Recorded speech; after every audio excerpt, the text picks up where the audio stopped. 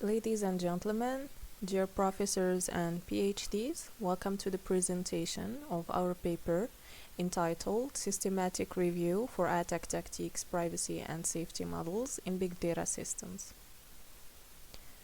First of all, as we all know, we live in a modern world of digitalization, of interconnection, where social media users are going in current increase, making us talk about a new era, which is a big data era characterized by 3 to 7 to 5 to 10 characteristics that we can see that each can be a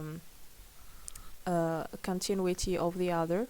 First of all, when we talk about like the volume, the great volume of data that is being processed in real time, etc., velocity, the high speed of processing and the transit of data, variety, veracity, the value it provides, and the variability, of course the visibility as well, and vulnerability, the validity, and the volatility of data. All of these characteristics and this new era makes us in front of new challenges that are often related to cybersecurity, which gonna be the case of our discussion today, and makes us wonder how can we preserve privacy and safety, and how can we use artificial intelligence to provide good security levels, and how we can consider like the current frameworks, if they're enough, if we need to add new ethics or new approaches to address the matter of data security. For this purpose, we have organized our paper through different stages. First of all, looking for relevant documentation from different resources where the metrics were the reliability, and of course we needed recent studies as well as and recent findings. We also looked in different other sources like the IEEE, and of course some papers from the journal, etc., to finally have like a global vision on how we are going to go from the general to having the idea for going through the particularities that we have addressed in this paper.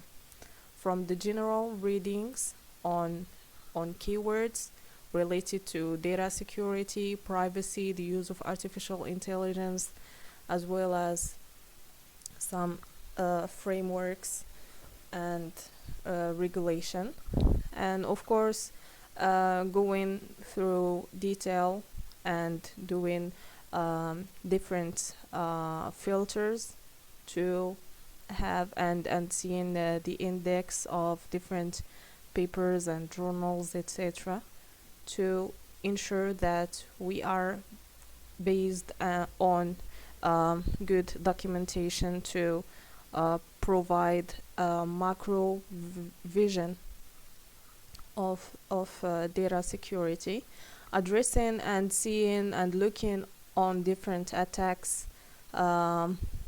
mitigating the tactics, and trying to see and to provide different I would say good practices and different ways to provide each and different attack.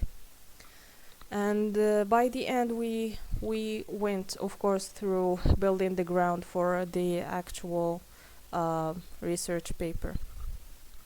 Talking about literature review, of course we have looked for different main attacks. We looked for the occurrence, and we have provided in our paper like details on how the attacks can take place and how do the attackers think, and of course main technologies that were used in the field of each attack, and we suggested some good ethics, and we added some comments on different uses and different tools that some already exists and some other recommendations were provided by others.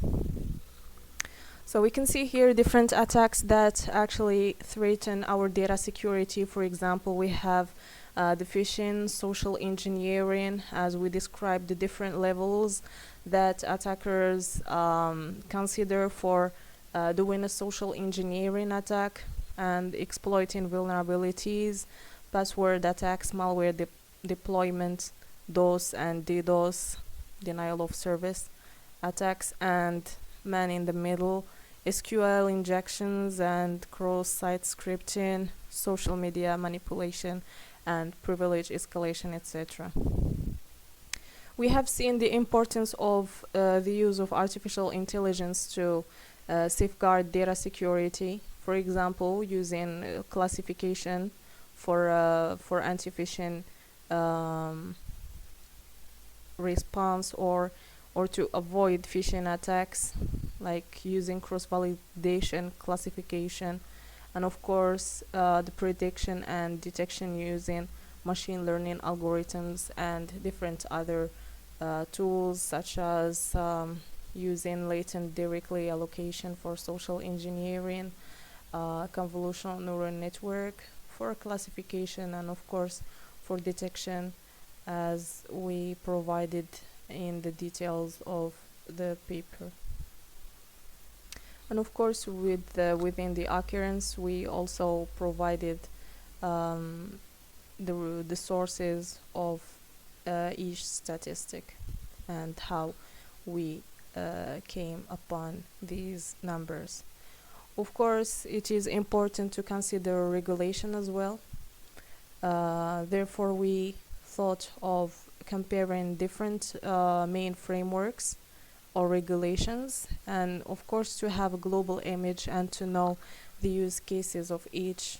For example, when we talk about GDPR and NIST and ISO 27001, and seeing the focus of each, as well as the key principles and enforcement mechanisms. However, the scope of application and the legal jurisdiction and voluntaries,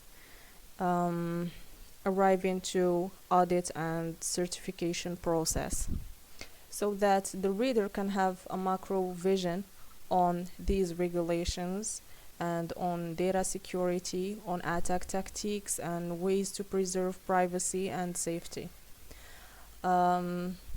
In another section of the paper, we have provided an approach that we consider to be holistic for data privacy and safety, starting from the collection and the aggregation of data from different data sources when we talk about the variability of data. And of course, the data should be normalized and enriched to start or to be good input or implementation for advanced analytics and machine learning techniques. And of course, it is important to consider regulatory compliance and privacy protection. It should align and adhere with the compliance obligations to move to real-time monitoring and automated response, and threat intelligence integration, as well as continuous improvement. And of course, we should always have a feedback and think of improvement paths. So the general roadmap, or I would say the more explicit version of the approach, is for example collecting data from different data sources, normalizing these data and preparing it for like machine learning processes, data ingestion and enriching data to have a good base or good ground for continuous studies, and then training the model and watching and considering the compliance. Of course, there is the step of the evaluation and real-time monitoring and data governance enrichment. After a model evaluation, we move to anomaly detection.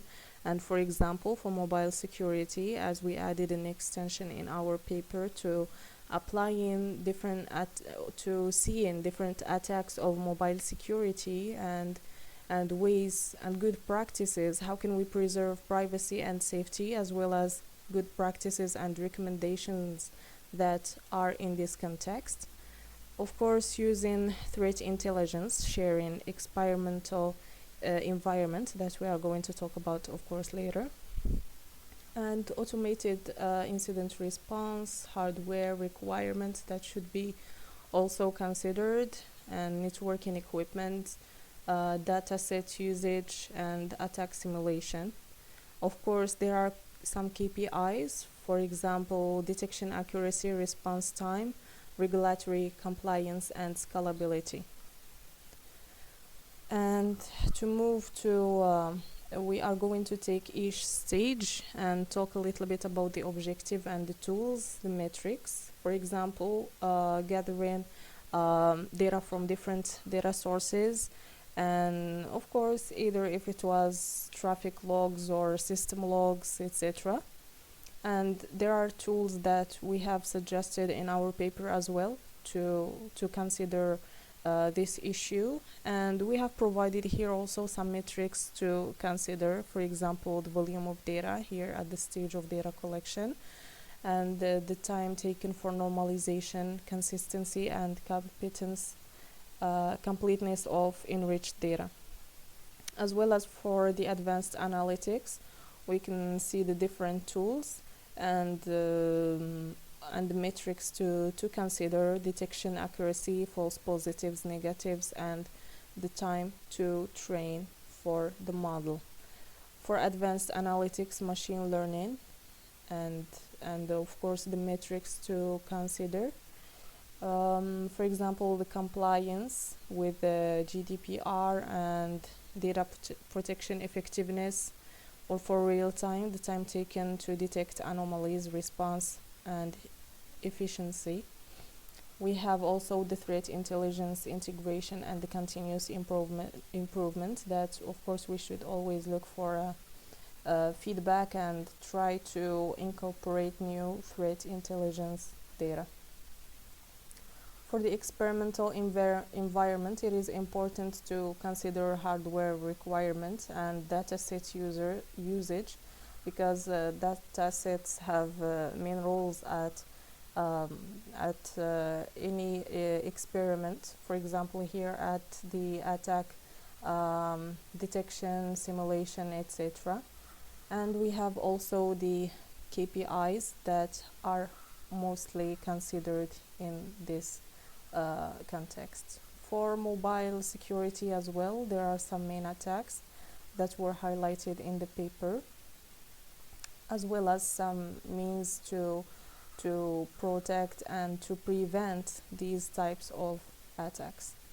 It is important to highlight the privacy and safety of each environment, and to consider the good practices that either were in the paper or that come with the common sense of the person, as well as the thing and the idea that we brought by the end of the use of explainable AI and generative AI, and we discussed how it can, and limitations of the idea of using it, and of course what we can have as benefits from it. Of course, there are future insights that threats are always evolving, that we should always keep up with the news and know and try to detect sometimes, and try to see like the vulnerabilities or the weak points that any other person can consider to have or to do a certain attack, so that we can keep our environments safe. Thank you so much for your attention.